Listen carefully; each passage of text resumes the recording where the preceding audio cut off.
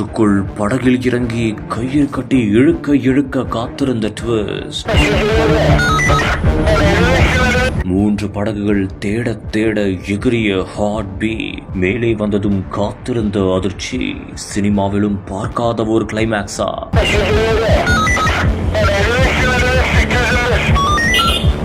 ஈரோடு மாவட்டம் மாணிக்கம்பாளையத்தைச் சேர்ந்தவர்தான் 52 வயதான கண்ணன். இவருக்கு மகாலட்சுமி என்ற மனைவியும் 2 பிள்ளைகளும் இருப்பதாக கூறப்படுகிறது. பல்வேறு இடங்களில் குடும்ப தேவைக்காக இவர் கடன் பெற்றதாக கூறப்படும் நிலையில் இதனால் வீட்டில் பிரச்சனையும் எழுந்து வந்ததாக கூறப்படுகிறது. இந்த ஒரு நிலையில் வீட்டில் இருந்து யாரிடமும் செல்லாமல் அவர் வெளியே சென்றுள்ளார். மேலும் அவர் இரவில் வீட்டிற்கு வராததாகவும் கூறப்படுகிறது. இந்நிலையில் அதிகாலை வேளையில் காவல்துறையினருக்கு காவிரி ஆற்றுப்பாலம் அருகே ஒரு உடல் ஒன்று மிதப்பதாக தகவல் கிடைத்துள்ளது. இதையடுத்து சம்பவ இடத்திற்கு விரைந்து சென்ற போலீசார் படகிலும் சென்று ஆய்வும் செய்து பார்த்துள்ளனர். அப்போது அது கண்ணன் தான் என்பதையும் அந்த உடல் கண்ணன் தான் என்பதையும் உறுதியும் செய்துள்ளனர். இதையடுத்து அவரது உடலை மீட்டு பிரேத பரிசோதனைக்காக மருத்துவமனைக்கு அனுப்பி வைத்ததாகவும் கூறப்படுகிறது.